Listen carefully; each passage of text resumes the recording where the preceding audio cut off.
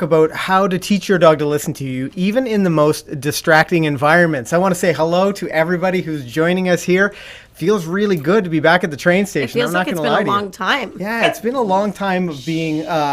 We've been doing like train station remotes. Last week it was the dog training hall. The week before I think it was the agility training facility. That's right. We've been all over the place, but I want to welcome you here today. We do the train station for you. So if you have a question at home, make sure you drop it in the chat if you're watching live. Make sure you drop it in the comments if you're watching the replay. Now, the replay is only available for about 24 hours. So if you're new to the channel, make sure you check out the channel every Thursday and Friday morning for those replays. But I want to say hello to all of the people that have joined us in the chat already. I see lots of names that I recognize. Some new people. I see someone is joining us from Greece, which is pretty cool. I know she mentioned it's 2:18 a.m. there, and she's staying up to watch us. So that deserves, especially with all of the comments in the chat, a big train station. And thank you guys for joining us. Now, we've been like really doubling down on the idea of leadership.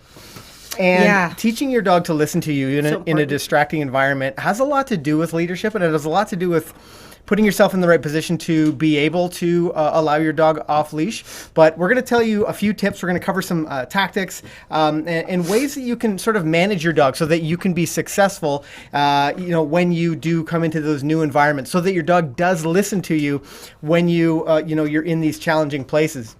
I see lots of toot toots in the chat, and I do appreciate it for sure. I see somebody's joining us from Colombia. I see Bubbly Plays is back. L.A. Ferrario, Donna Shaw. Betty Ann Major. I just saw her today in classes. Eden Fraser, Bev Albright, lots of people. Angela Daniel. It's nice to see everybody. Wow, there's so many people tonight. Yeah, so welcome you guys. Good. If you're new to the channel, we publish new videos every single week to help you to have a well-behaved four-legged family member. So make sure you hit that subscribe button.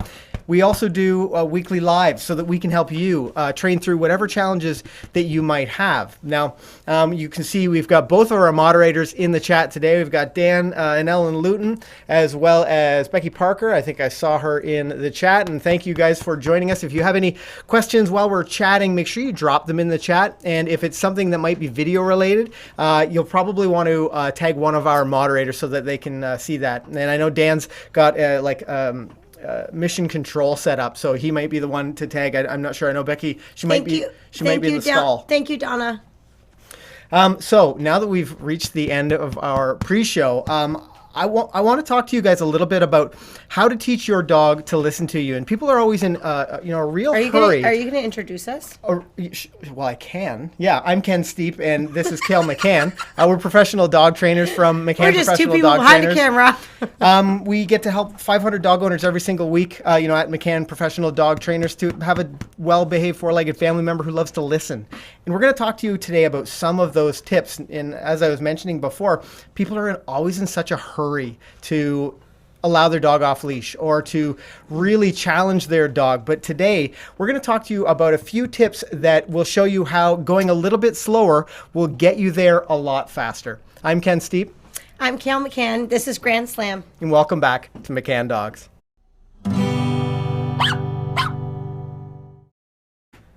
So as I mentioned earlier, we do these for you. We do the train stations for you in the chat. So if you're watching at home, I see some questions arriving there already, which is amazing. Now, if this is your first time on a train station, you'll hear a lot of this as we jump on the training train. Sam likes that noise. And we normally will deliver some content, and then we'll take a little break and we'll answer some of those questions in the chat. But if something crosses your mind, or if maybe you've got a challenge that all of a sudden comes into your head, drop it in the chat and we'll go back a little bit and we can talk about some of those things. So let's talk about sort of general situations. Now, I guess I've got a question of the day here lined up for you. What is the question of the day? Is there a location where your dog totally ignores you? That's a good question. Is there something where, you have a dog who listens so well in most situations, but then you get back to this place, or I feel maybe like everybody's got to have a place, or maybe even multiple places if their dog's not very trained yet. For but sure. I feel like I think I could even find a place where I'm more challenged in locations of listening skills. I feel like everybody would have a place that they should be able to say. Yeah, no, I totally agree. And I think, and that's what we're going to talk to you about, because dogs, no dog is perfect. There's going to be lots of situations where, your dogs are going to make mistakes, but what's really important is how you're set up to deal with those. Yes. Right? Do you have anything to add to? I'm just smiling because Hannah says, Zest is happy to hear your voice, Kayl. Oh, yeah. I do agility private lessons with Hannah and her border collie Zest, and I think the dogs get really used to like hearing your voice and your praising and stuff, and then they start to recognize that. So cute. For sure. I see just beneath that, you're so Canadian, Ken. I know, eh? Yeah. I don't even know. We are both very Canadian in the way we speak. So let's start to chat. I know Daryl's watching the Leafs game and the train station, and I thank you for second screening us. And we're looking forward to helping you out today. Now, what's really important, and Kayl sort of brought up an important point, that there will be situations that any dog can make a mistake. And, when we talk about maybe that one location that you find really challenging for your dog, or maybe it's several. And that's what I'd love to really know and hear from you in the chat.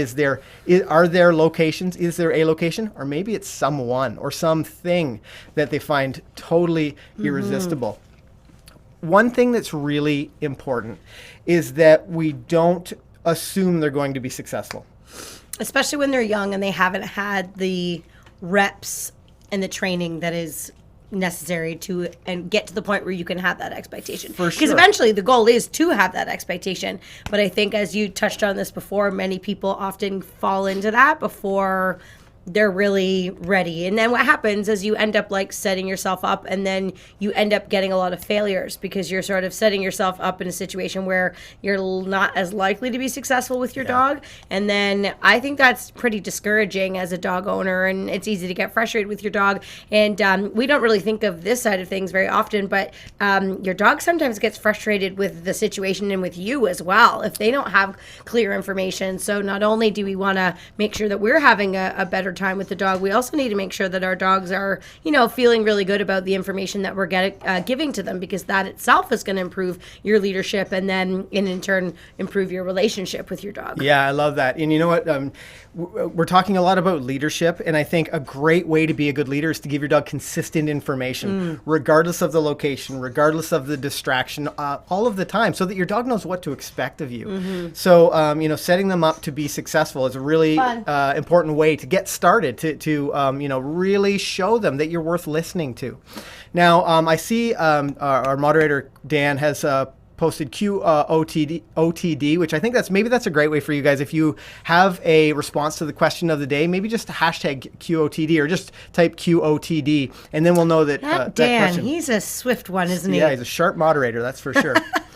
But being a great leader means being consistent. And if you are, let's talk about the dogs that are at the stage where they behave pretty well. Maybe you've been to some dog training classes and you have a dog that listens most of the time, but you're going to somewhere that you're just not sure. You don't know how they're going to be successful. You don't know how well they're going to listen to you. What may be some, things in your mind we're bringing a young dog who's not 100% reliable into a situation like that? Yeah, so we've had to do this many times, and it can be something like going for a walk in a different location. We often take our young dog down to Burlington near the waterfront, and we're around a lot more people, a lot more distractions, and how we would interact and sort of expect and work with the dog, walking up and down our street is a little bit different than what we would do when we go to that location, and I will talk about that. And then another really most obvious thing is like when we go camping, for example, we have a young dog named Beeline, and when we went camping when she was a puppy,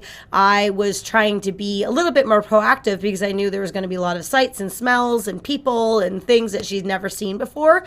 And I didn't, I could take her off leash at my house and let her out on the lawn and she wouldn't, she listens great, but I don't just want to go into a new scenario and just expect her to be the same thing. So, we try to do things like we love to train our dogs with long lines, and we like that versus, say, leash in hand, which might be what you would start with, or like a flexi line or like a retractable leash. And we like that because it's a great way to transition to eventually giving the dog a little bit more off-leash freedom depending on the situation, of course. So using this camping as a scenario, if we would let her out of the trailer to, have her pee in the morning, I would put this long 25 5-foot line on her, cotton web, so it was nice and gentle on my hands. And then I would send her outside, and if she got distracted or she wanted to, look at people walking past, or if there's an animal in the bush, all of these things happened many times. For sure. I could say leave it, or I could practice her response to name. I could practice her recall. And there were some circumstances where she listened perfectly the first time, but because she's a baby and she's learning, there was also several situations where I asked her to listen and she just decided, like, I'm in a new scenario and I don't have to.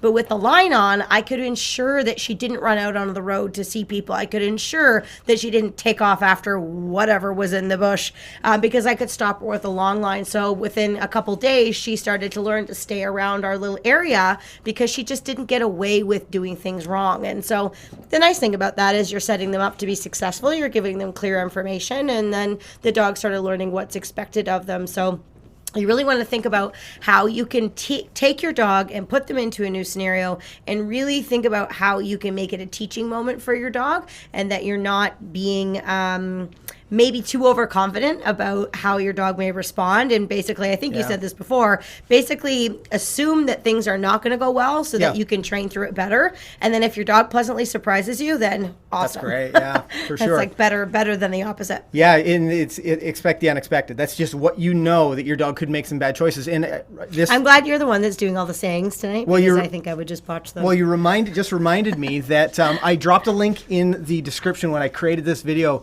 I thought there might be some people who were watching who wanted better off-leash control, and we have an affiliate link in the description below this for it's an inexpensive, it might be like a $10 20-foot Amazon cotton web long line. Oh, perfect. Yeah, so if that's something, now we get a commission if you use our link, but feel free. I just wanted to make it easy for you to get to that or understand what we were talking about. But using a long line is such a powerful tool. Such a great way to get your dog to listen to you. Yeah, when we're raising a young puppy, Ken and I have long lines in both of our vehicles. We have them at our back door, we have them at our front door, like we just have them everywhere, so that when our dogs go outside, we just always have that backup plan.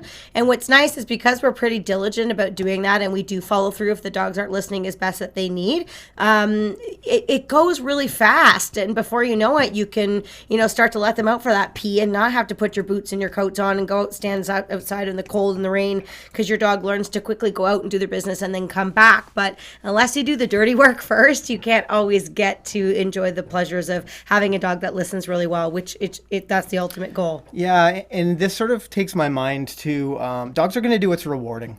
So setting yourself up to be successful is powerful in a lot of ways. It teaches your dog that you're worth listening to, that and especially when you have a long line on, so that you're prepared to follow up, to work on that response to name, or to work on that recall, or whatever the behavior is. But if you allow them to, I know, I think someone mentioned in the chat that Patricia mentioned that her dog is completely deaf when she's chasing the cats, because that's a really fun thing for your dog to do. Yeah. And you have a little bit more work to do, because now your dog's had an opportunity to sort of rehearse that. And now she thinks that chasing the cats is just the most fun thing. We had a border collie who would herd. We had a cat as well at the time, and she would herd the cats if we just sort of left her to be for hours, to be free.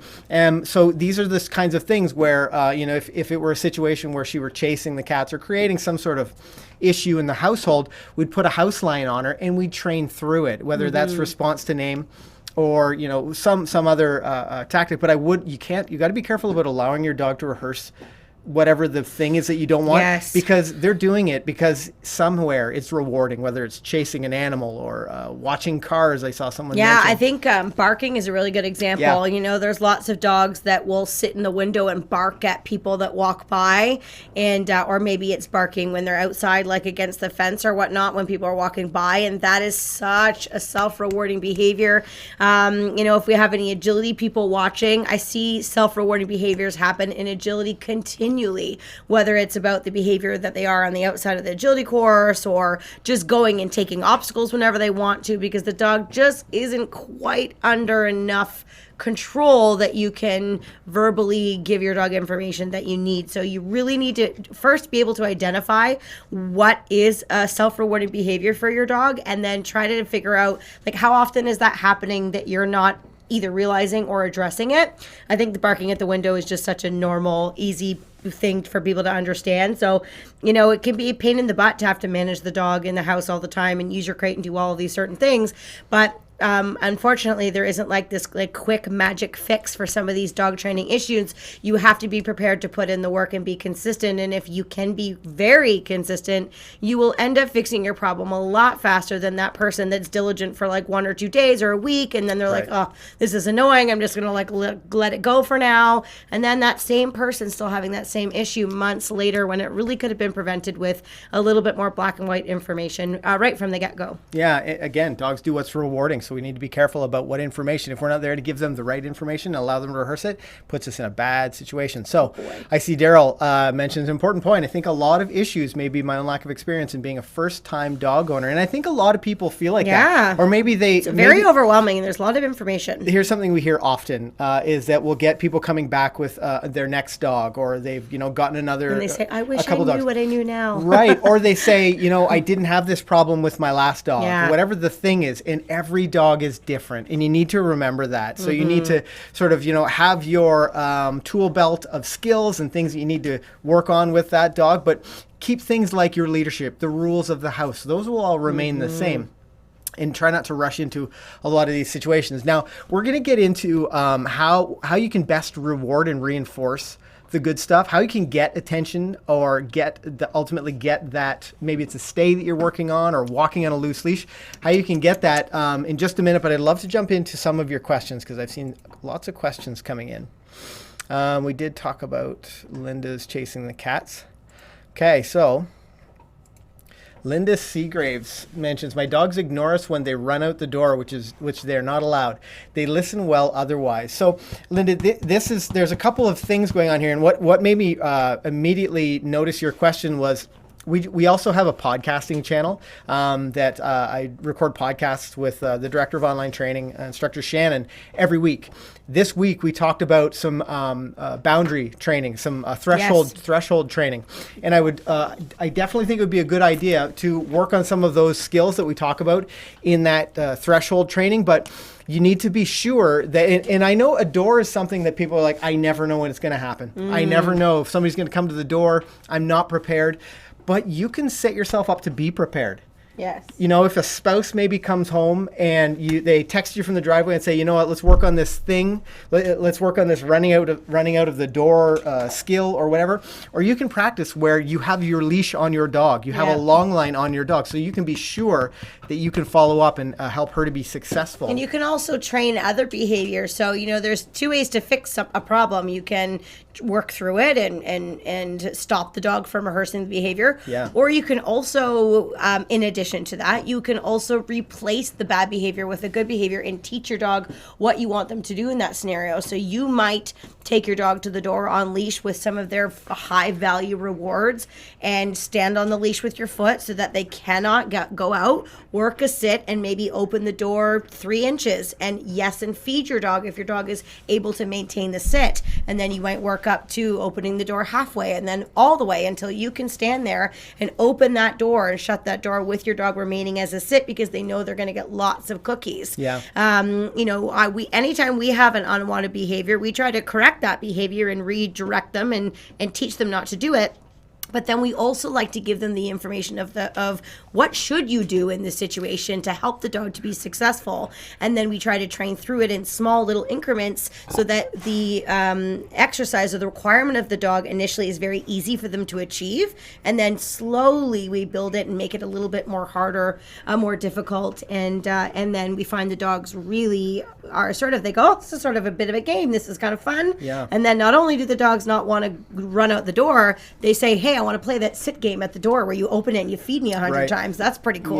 Yeah. And so you change the dog's mind frame into wanting to work for you and making it a really positive experience. Yeah, and giving them something like an incompatible behavior, which is that sit, is a really great way to do that. They love to learn and they love to use their brains. And I think you'd be surprised how tired they get doing stuff like that. Oh, it's so mental. Like it exercises their brain. Imagine a long day at work, even if you haven't, been physically working hard, but your brain has been working hard. It is pretty tiring. So that's a good thing to keep in mind, is working on some of those things. I see Dan dropped a video in the, this is perfect. So Dan, one of our moderators, has dropped a video in the chat from our channel to stop your dog from running out of the door. So that might be helpful for you.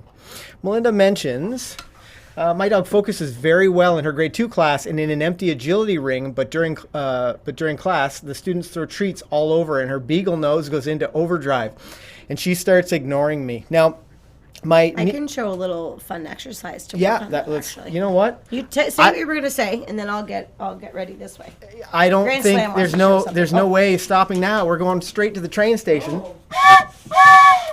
As we go to camera 2 and Kayl can show off. I think we may have actually worked on something like this in a past. Yeah, I know, but actually, we might have a video about this as well. Some people may not have seen it. Okay, yeah, so you might need to move back just a little bit. Tell me when. Right there. So right here? This is, yes, you're good right there. So this is great for teaching your dog to choose. Yep. Come closer, maybe. I can't really see the camera. Where am I looking, by the way? Up here? Camera 2. Okay. Yeah. Okay, so one of the little games that we like to train the dogs to do is to work a little bit on some impulse control around distractions. You can do this with toys and food, or food, depending on what, but I'll show you with food since that seems to be the more of the issue. So basically what I'm going to do is just initially work on teaching Slam that when there is a distraction nearby, it's his choice to make the decision to look away from the distraction and back at me. Now, I wouldn't necessarily go to your agility class and try this right off the bat. I would start easy, like I'm going to show you right now, in a room where there's nothing else going on so that it's really easy. So the way that it works is I'm going to get a couple pieces of food ready here. Leave that. And I'm going to take one of the pieces of food and I'm going to lure his attention away from me, and I'm just going to wait patiently. And what I want him to do is go from looking at the food to choosing to look at my face. Now, I have done this game quite a bit with this dog, so he might do it very quickly, but I'll try to explain the best I can if he is doing it a little bit too fast. So I'm going to take his attention and I'm going to draw it away.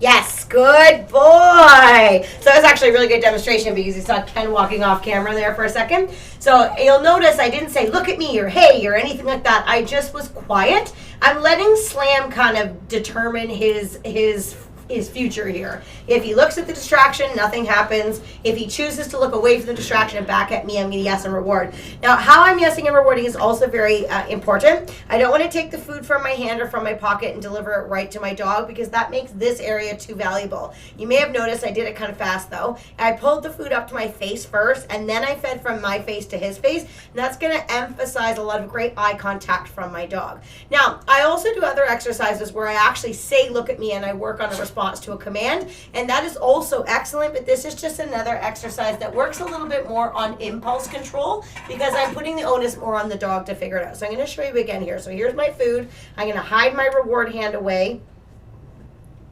Yes, good. So he was way faster that time. See how I brought the food up to my face? Now I'm going to make it a bit harder by moving the food location.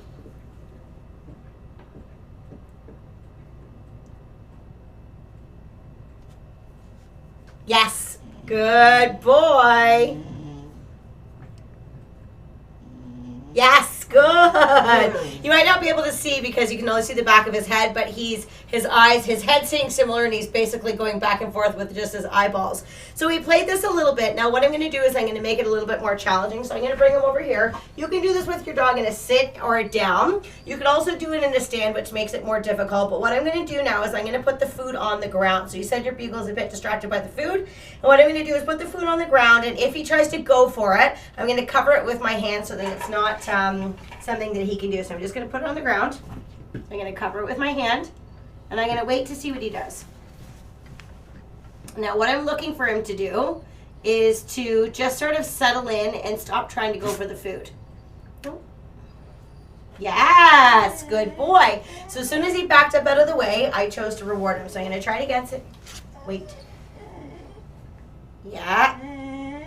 Good, yes. Good, yes. Good boy. Now, one thing that I train my dogs to do, Funky, be quiet, please. Funky's very jealous that she's not the demo dog right now. So one thing that I train my dogs to do is yes does not mean you're finished what you're doing. Yes simply means you're correct. Keep doing what you're doing. So he actually was really good there, but when I said yes, and I said it a little bit sort of exuberantly, he was like, oh, I should get the food. And I still decided to cover it because I didn't really give him permission. My dog is not allowed to get food off of the floor unless I tell him he can. So I might use something like, okay, get it. So if I just throw the food on the floor, good boy. Ooh, baby. Somebody's forgetting his rules. Yes, good boy. So I just covered it with my hand, and he should, yes, good boy. He should leave it alone. Good. Yes, I'm going to throw it all around him here. Good boy. Yes. And I can reward. So this would be here, but this would be a more advanced version of the first couple steps that I showed you. And this is going to help him to understand. And I can even make it more difficult by taking the food, putting it in front of him here, and I'm going to take some and put it in my hand. So I don't want him even going for it. Yes, good boy. And if he chooses to look at me, yes, I'm going to reward from there. Yes, good. Yes, good. So I'm encouraging him to look towards the ball. Whoa, don't be so pushy. Yes, good boy. Yes, good boy. So I actually picked the perfect demo dog here. I haven't done this with him in a long time. Yes, excellent, good boy. Fun. Be quiet, please.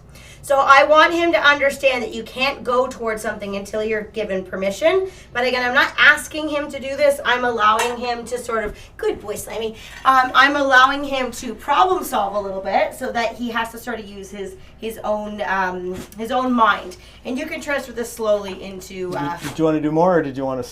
Do you have some more exercises? No, I'm good. Oh, okay. I wasn't sure you were still talking to that camera, and I thought it'd look weird if you were like, oh hey guys. I love that when I see that on the news kit, and they're like, today in the 401. Today in the 401. I think Ken's lost his mind. Or what camera are you this? Going We're on here. This camera now. Oh, you didn't tell me. Yeah, sorry. I'm with you. I'm with you now. So I get it. Those are some really, really important ways to I'm glad I used allow your such dog a to choose. bad demo dog too. Yeah, well, that was ideal. That was absolutely ideal, and I think it's great for the situation where dog's choosing to go for food. Another skill that you can use, and it's a video that we have on our channel, is teaching your dog to leave it. Yeah. So if you're with your dog, I mean, you probably heard me say that a couple times. Yeah. So we use choice-based training. And we think it's a great way to allow your dog to think through some of these exercises and be rewarded when they make a great choice. But you have that leash or that line on to redirect them, to help them to be right if they make the wrong choice. So it was really, I love that. I love that. You saw about, what would you say the average person working through that would take? Oh, weeks? Yeah, well, it might take a couple of weeks. Training sessions. From where Kayl started. Depending on the impulsiveness of the dog. Yeah. If your dog's super impulsive, and it's something that they'll learn. So don't think that you're going to plop down on the floor with your dog in a couple of minutes and work through those. But those are some really important progressions. Yeah, and little games like that are really good to play. We start things like that with our dogs as puppies, because it's a great way to establish leadership in a very non-confrontational way. It teaches the dog to be respectful around me and around the food. It teaches the dog to work for food so that they learn that something good comes from me specifically. It does a lot of great things, and that's why we really like it. And the other thing that I like about it is it's very mental for the dog, which means doing that, your dog could be, as tired as, throwing a ball for them for 10 minutes. It's not as great physical exercise, of course, but for as far as the mental side goes, making your dog problem solve and work through that is something that is very enjoyable to do. Totally. For your dog and for you. Yeah. I see a few people with similar sort of questions in here. Oops, I just lost that one. So let's see. Elizabeth Ramirez mentions cars passing by and when people are running. So I'd love to know what kind of dog this is, but they're clearly pretty... A herding breed? Yeah, it might be a herding breed or a sight hound or something that is really stimulated by that motion. So... And we've talked about this in previous live streams, but that incompatible behavior is a really good one to use. We used it with a couple of border collies that would love that we'd be out for a walk in like a fenced area. It's actually at the training facility at McCann Dogs, and she would fence run. When she'd see the car, she'd want to try to herd it.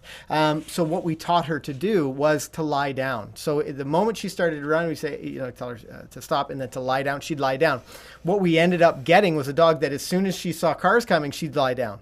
immediately without any sort of, verbal information from us because we were so consistent about how we trained it. Now, and we really wanted to train her to do something that was safe so that she wasn't chasing after that, because sometimes when a dog is really doing something, you can show them, the biggest steak in the world or correct them or do all of these things. But sometimes the dogs are in such a heightened state of mind that those tactics aren't always the most successful thing to do. You don't want to be trying something, 4, 5, 6 times and not getting any success with your dog. It's not very good training. So we find that sometimes giving them an alternate behavior to do and then using what they want sort of as the reward. Even just looking at a car for my Border Collie was a reward enough. She didn't have to chase it. So if she could lie down, and then she learned that when she laid down, she could still watch the car go past, I was able to get her under control and teach her to do something that was a bit more safe. You know what? I think you just brought up, Elizabeth mentions he's a mini Schnauzer, almost 8 months old.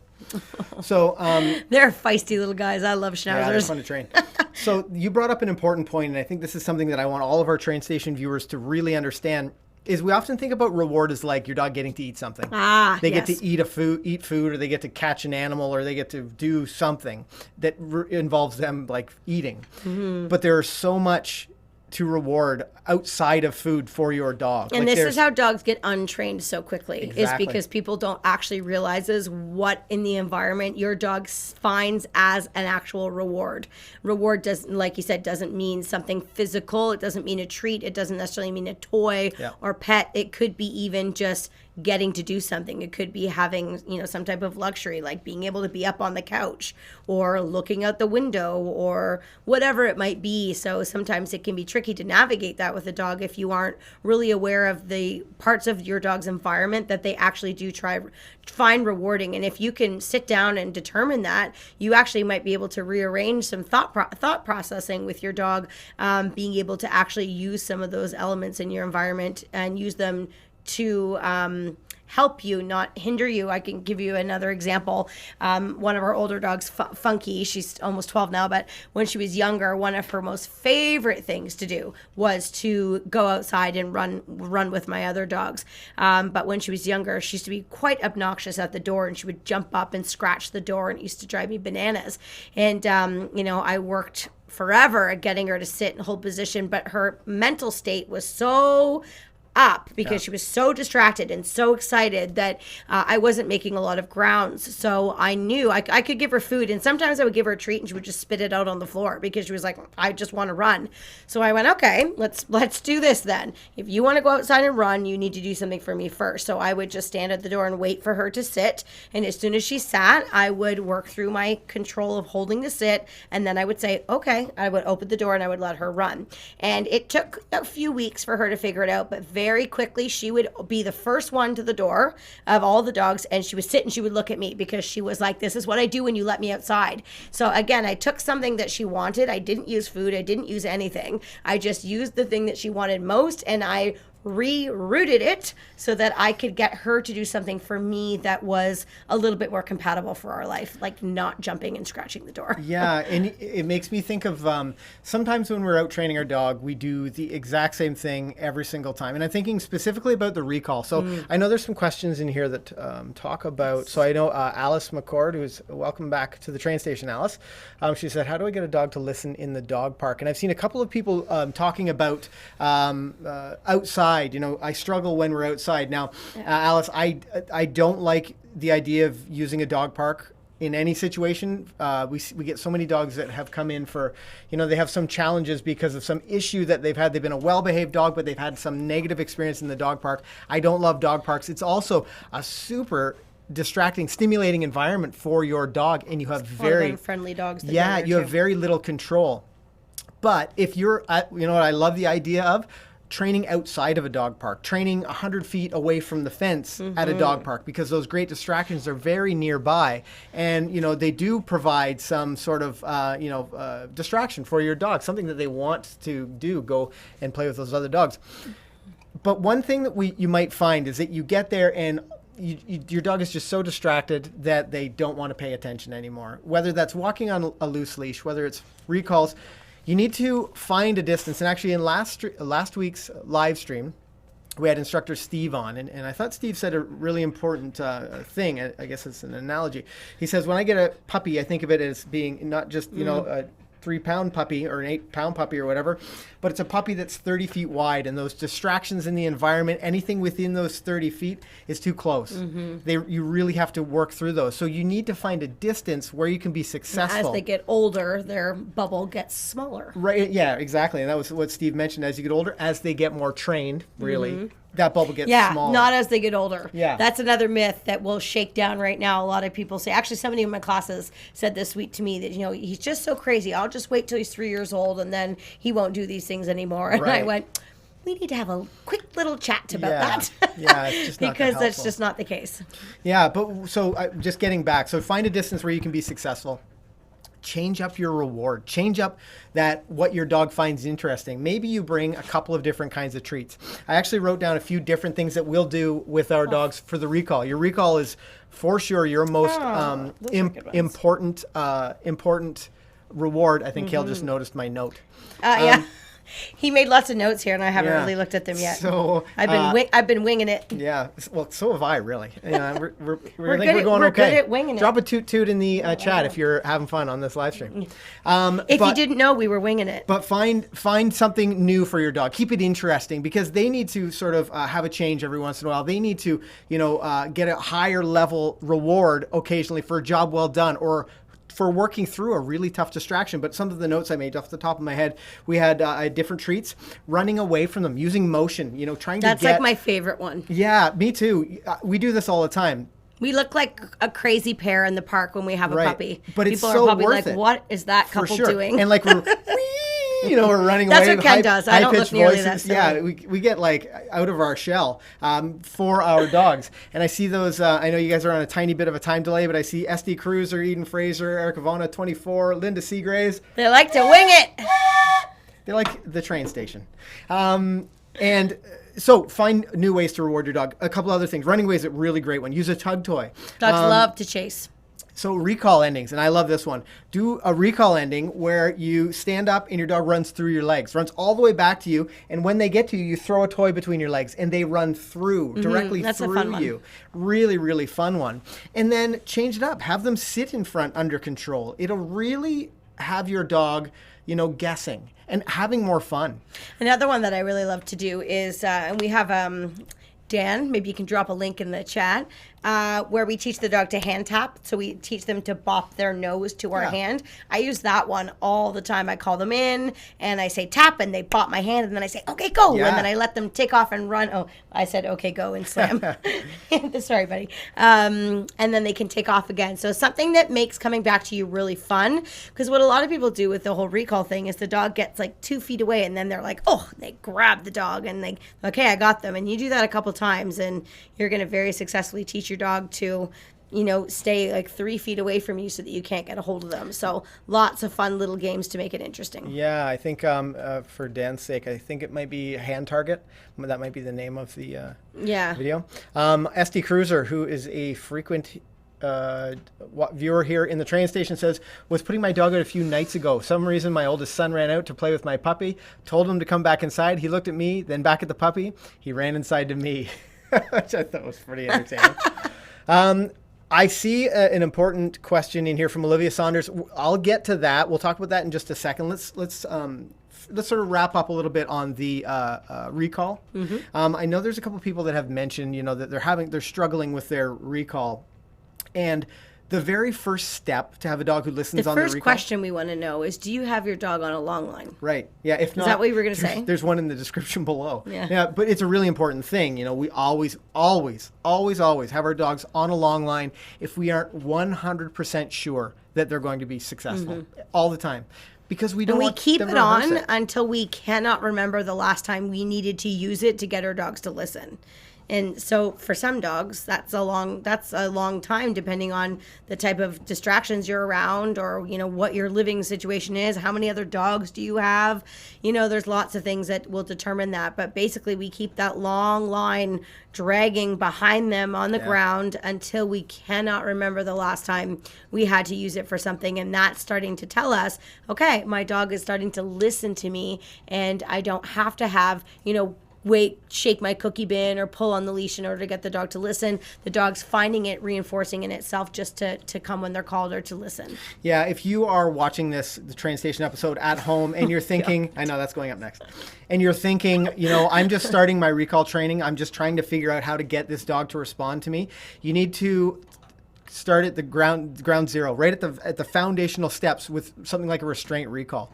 Really getting that young dog excited about your food or your toy or that thing, moving just a few feet away, and you need a helper for this, or you don't need a helper for this, but it's helpful. It's helpful to have a helper. It's helpful to have a helper. Yeah.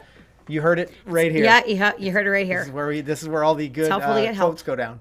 But really building drive, really like reinforcing over and over again for your dog that it's very rewarding to get to you after they hear that word. It's a really valuable tool to use. Let's see what other questions we have in here. Now, let's jump onto, I see Daily Londano says, Lucy knows leave it very well. She actually does it when she's told. And that nice. that leave it skill is a very helpful one. Whether you're walking on a loose leash, walking in with your dog at your side, out in a busy environment. Or even in the house. Like I know sure. a friend of mine, she has, some young kids right now, and she's been working leave it a lot with her dog to understand like what are the dog's toys and what are the kids' toys. So she's been having to utilize that leave it command quite a bit so that the dog's not carrying around the kids' toys or getting into things that they're not supposed to. So leave it's something that we really recommend that you focus on as well. Yeah. And again, we have a video for that. We do. I feel like we say that for everything. But... Bev Albright says you guys should have those whistles as guest gifts for your wedding. The funniest I think thing. that's a great idea. It's funny. We actually we haven't figured out our guest gifts yet. So Bev, maybe you give us some ideas. I was going over some of our older train station episodes as I was looking for something the other day, and I found the episode where Kayl doesn't want us to call it doesn't want me to call it the train station. I thought it was so lame. The whole time she's like, oh, I can't. Maybe it was that one we were just talking about. Might have been that episode. But we eventually landed on train station. You guys supported it, and I thank you for that because I think you made a great choice. I think being called the train station is not only fun, but it's kind of funny. Also, I don't know what the hell I'd do with this whistle if it weren't for the train station episode. Olivia Saunders mentions, and I know that you asked this question a while ago, Olivia, so I hope you're still here. But she asks, destructive behavior in the crate, towels, beds, etc. Even when I'm in the room to try to interrupt it, have tried 0 blankets and towels, but it takes him longer to settle.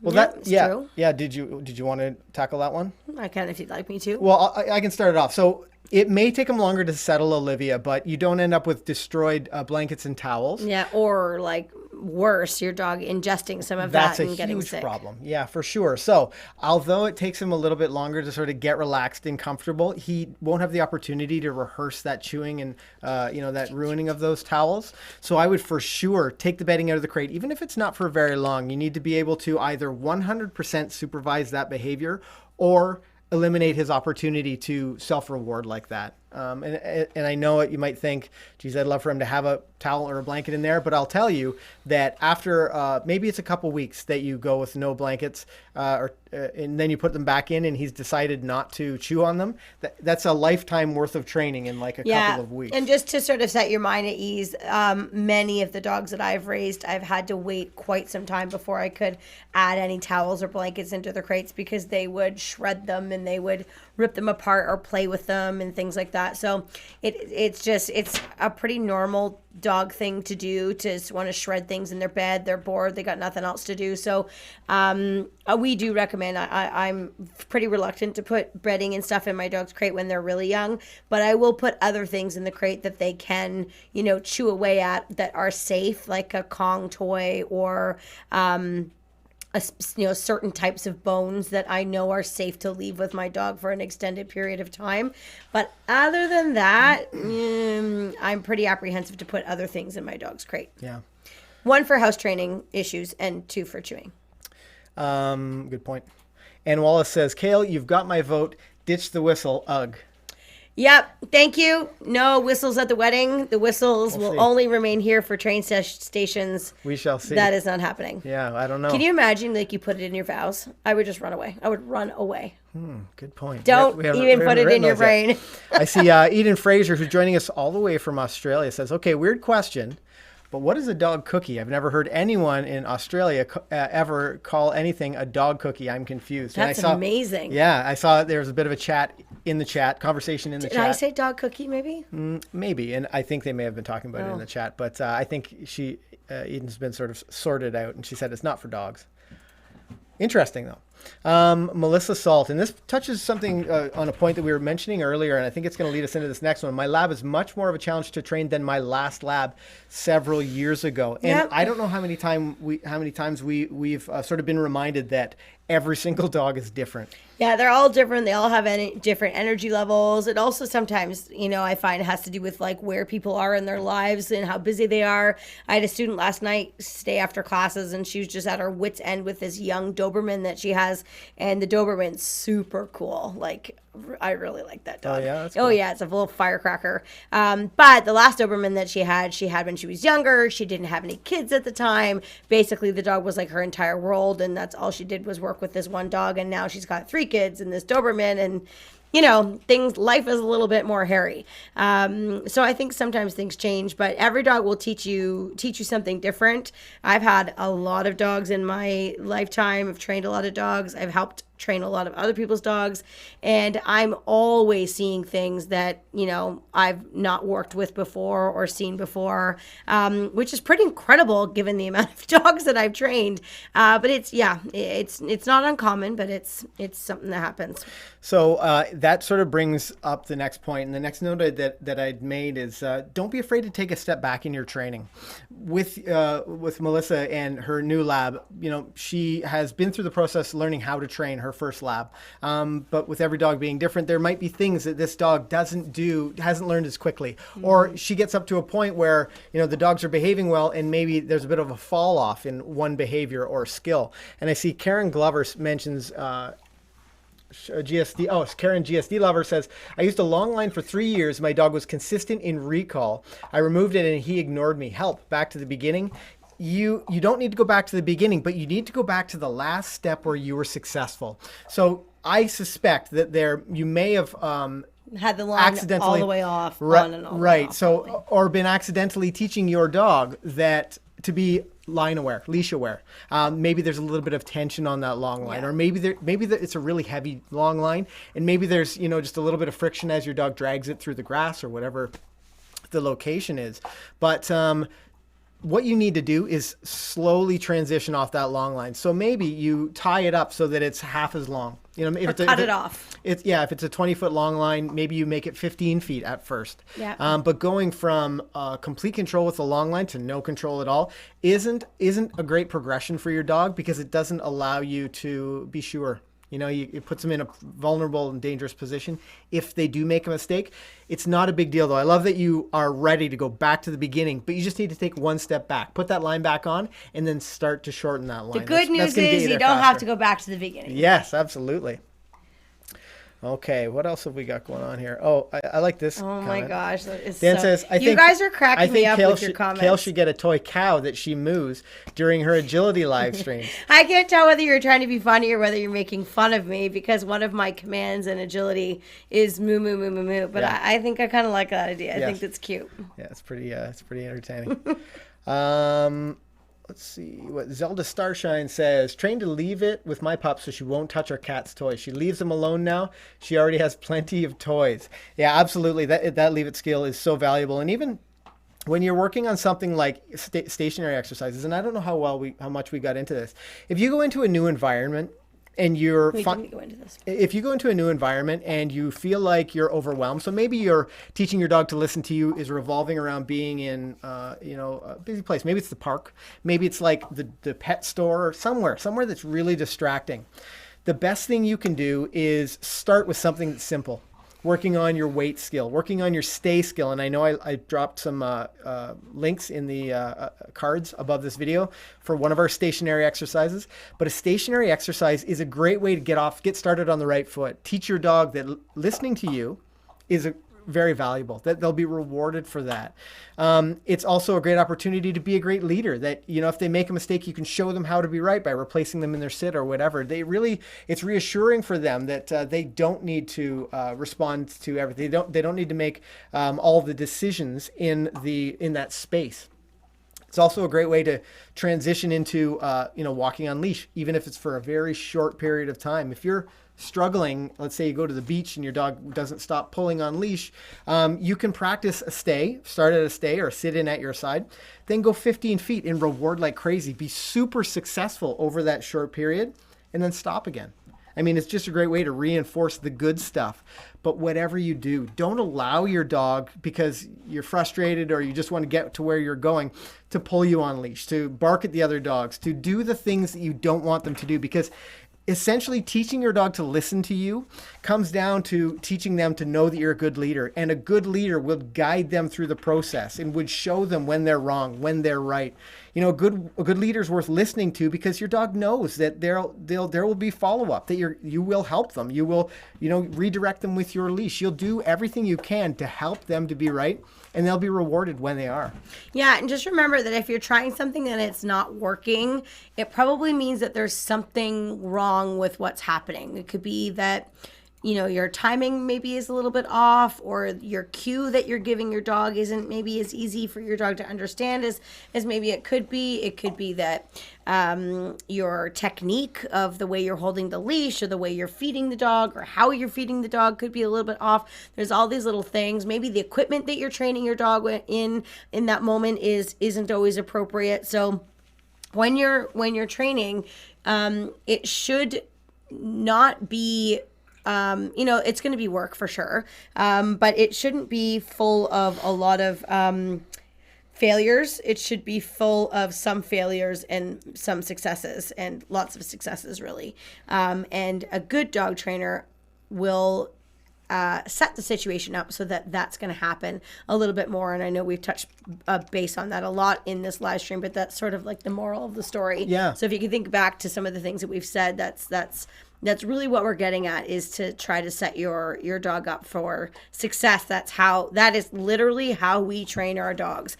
And because we do that. Oh, wow. Zelda Starshine has hit us up with a super chat. You can see, Zelda, you've lit up the train station behind us.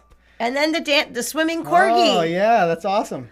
I don't really get the whole swimming corgi thing, but it is cute. Yeah, it's adorable. Well, thank you, Zelda. We do appreciate your super chat, and we definitely appreciate the fact that we're able to help you. So nice. Yeah, it's really fun that we get to help all of our YouTube audience.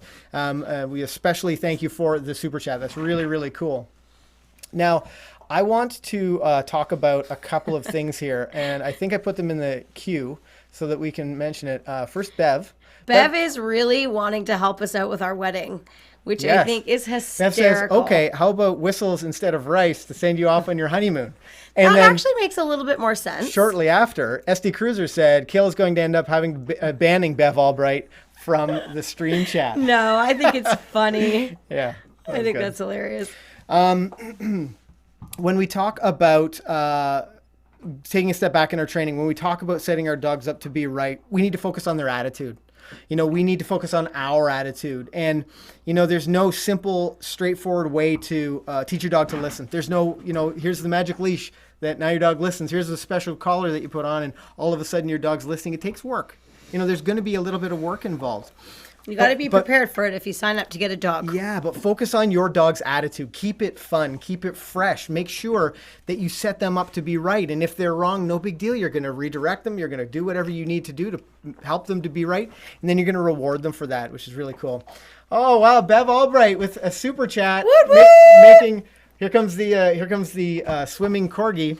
That's great. Thank you very much, Bev, for the super chat. That's really, really, really cool. Oh, and so look nice. at how long the lights are flashing. Wow. Oh, it's really very, awesome. very happy. So Bev Albright wins the... we'll let you know if we use the whistles at our wedding, Bev. No, it's clearly, for a super chat, it's got to happen. It makes sense to me. There's the corgi. We do thank you, Bev. That's really, really cool. We do appreciate the super chat. So funny.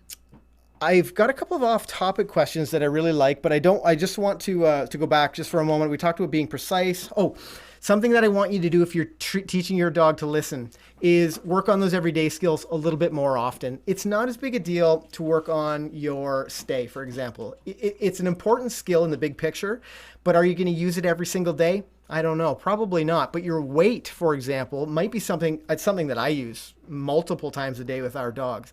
So it's something that I'll put a little bit more effort into training. I'll spend more time every single day working on that weight just a little bit. You're walking on leash. Another great skill. Really important for your dog to have some leash respect. Response to name. Having a dog that responds to their name so you can get their attention in order to give them further information.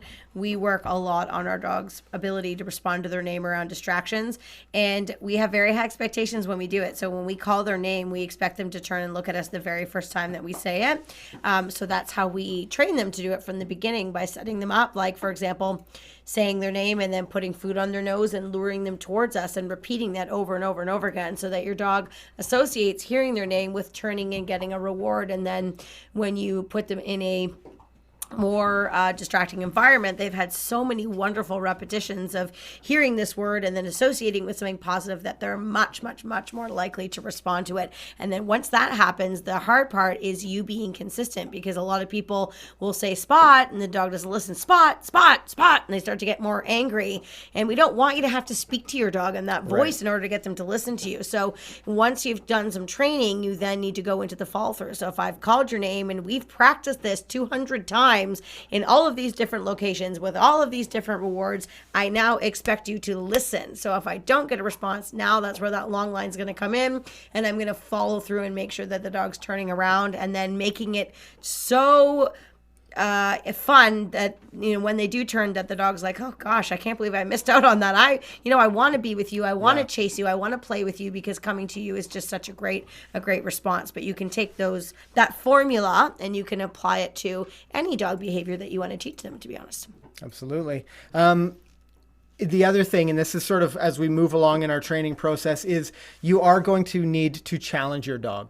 You are going to find that threshold, find that limit for them, train through it. Then you're going to take another step forward. But to have a reliable recall, for example, you're going to have to use some distractions. You're going to have to find some things that your dog finds entertaining. You're going to need to walk them in an environment with other dogs. You're going to need to walk them in an environment with other people. Or maybe we love classes so much. Right. Yeah, exactly. Or maybe it's toys on the ground. Or I know maybe for Becky, maybe it's in the stalls with all the other animals around. You're going to need to challenge them. If you expect them to listen, you need to proof some of these exercises for your dog. So work on finding what those thresholds are.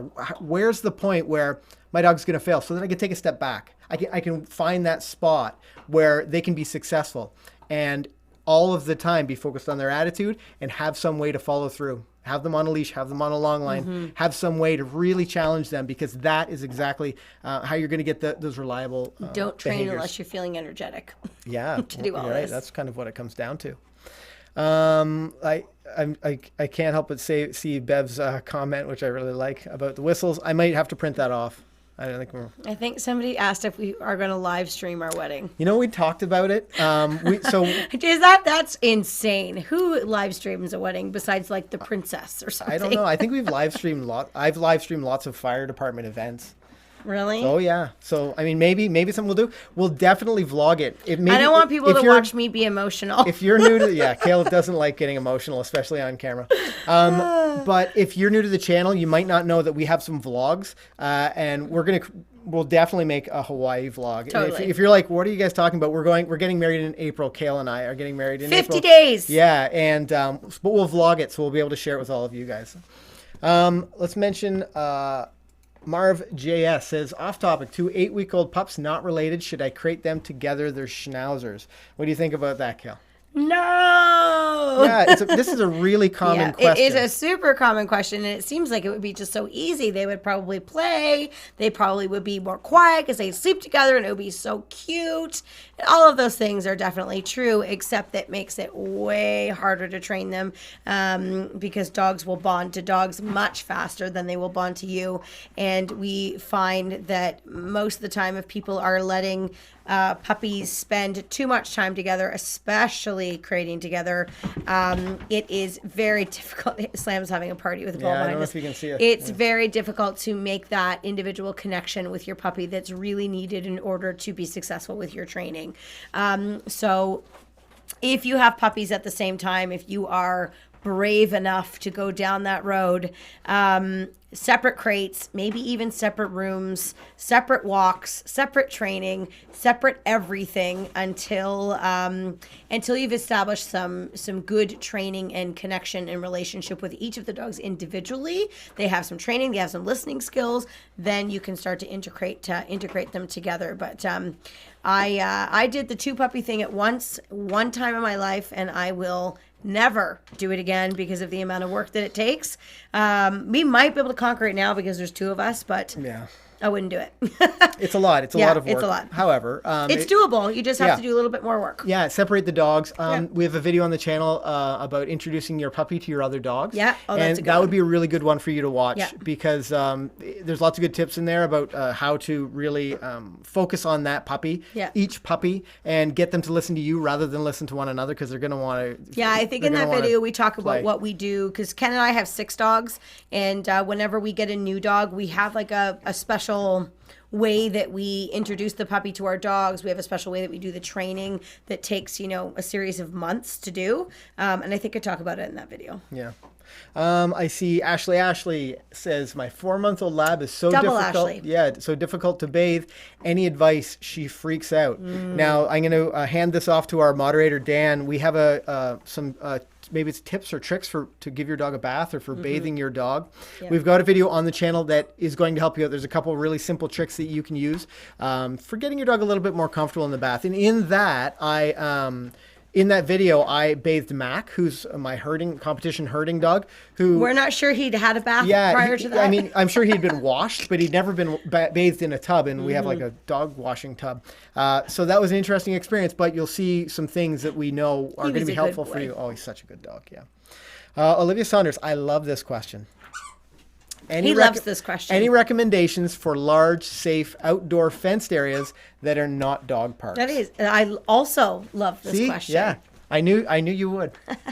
So I should probably point out that dog parks, although it's not a great choice, it is. Yeah. First, I'm going to take you guys to camera too. Slam is like literally out of like he's pulling all of the toys out of the toy box. Now he has a like 3-foot long bee. He is having that we have for our dog that's named Beeline Bee, and he is like just having a good old party back there. Yes. Yeah. Back to the question. Yeah. Oh shoot! I forget where we were. I've got this other one up. So outdoor fencing. Where can they go? So we should probably point out that a dog park, although it might be well used and lots of dogs, it's not necessarily a bad thing if no dogs are there. Yeah. If you're there alone, what a great opportunity to do some training. And I can think of some situations where we were traveling, where Kayl and I would see a fenced dog park, and because we were driving so much, we'd just go and have some fun with the dogs. And then somebody'd show up, and as nice as the person was, we just didn't want to take that chance. So we put our dogs on leash, and then we continued on our way. But with that said, what do you think are some good options? Yeah, I was going to say that even with the dog park, if you get to a point where your dog's starting to have some good training and you have friends or family that have dogs that are sort of well-mannered as well, that's also a really great safe location to go and like do some training together. I have very good friends, and luckily they're also dog trainers, so their dogs are pretty well-mannered. But my best friend has a Beeline's brother, so we would purposely go on walks together with the 2 puppies, and instead of just letting them off and letting them play, we would practice like using each other as like a distraction. So she would play with her puppy and I would practice a recall with mine, and then we would switch. And then once they got 8-9 months old, we would let them go run, and then we would practice our recall back. We had our long lines on, and it was so fun because the dogs had a ball playing together, but they also learned to listen really well. And now they're both 2 years old, and they're just the best of friends. But they also know to, be respectful and to listen. But we started that as puppies, and we used one another as a great training opportunity. And it was so fun. The dogs loved it, and we loved it. Let's see what we've got in the queue. Oh, other areas for training. We didn't really even answer your question. No, sorry. Would be baseball diamonds is a really good one because they tend to be mostly fenced in. We really like that. Any areas where there's a lot of space where it could be fence would be great. Or if you're like, when we go to our park, we do have a baseball field, but we also have several soccer fields. And in the soccer fields, we'll take the dogs and let them loose in the fact that they have that 20-foot line on, so that if the dog decides to take off, we can run and get on the line if we absolutely need to. But it just gives them a little bit more room to roam with a bigger space. Yeah. And we go when there's no one else there. Yeah. I'm going to look at these questions. Jocelyn Coe says, I have two 8-month-old rescues. They have always been in their pen together and never separated. Help. If I put them in different crates now, will they be traumatized?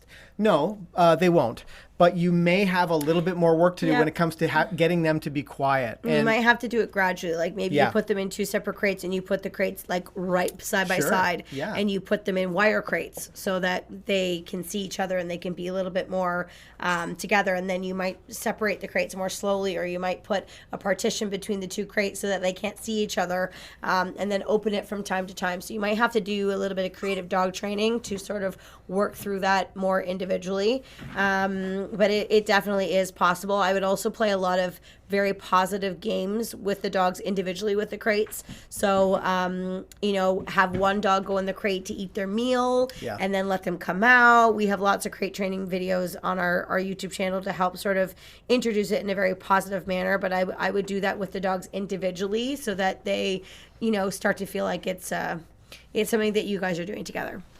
Hi, Shandy. I see. Oh, hi there, Shandy Blake, joining us here. Pippa's mom, I wanted to post this because it was a really nice comment. Best wishes for your wedding. Both of my kids are getting married just weeks apart, starting next weekend as my sons. Well, all of the best for you. Best for your family as well. It's awesome. So weddings are so fun. They are. Lots of excitement. And if this is your first time on the channel, make sure you hit that subscribe button because we will be probably vlogging ours. Maybe we'll do a live stream. Maybe it'll be the train station wedding of the century. Look at the look on her face. I was just thinking of something that would be hilarious to live stream. Okay. Ken is. Wait, do we want to share it? Is it a secret? Well, because you're going to say no to it. Okay. Ken isn't really the best swimmer. He thinks he's a good swimmer. This is the thing, but he's not a good swimmer. No, I'm a terrible swimmer. I did up to lifeguarding, and my mom was a swim instructor. So when we first started dating, my mom would give Ken swimming lessons in the pool, and he thought he was really good, and I would just die laughing because he's not a good swimmer. So it would be really funny if we live stream like a swim lesson, or like you trying to surf. I think that would be hilarious. I'll definitely need a life vest. If you got I think hurt. I've always recognized that I'm not a good swimmer. I never claimed to be a good swimmer. I don't know what Kayl thinks that, but Kayl's mom's a great swim instructor. She was a swim instructor for a long time. He's just being really nice, guys. No, she is. And no, not about my mom. I mean about your swimming. And that was really. Can you guys hear that craziness in the background? Grand Slam has found a toy. Should I take that from him? I don't know. I want to share it with everyone before we. How many bee toys can one person have? Look at how much fun he's having. Hey, isn't that fun? It's fun to watch. I wanted to touch this question from Betty Ann Major. She says, Mitch is too rough and tumble a player with other dogs. Other dogs don't like it. I keep him away from most other dogs other than McCann's, where he behaves great. Any suggestions?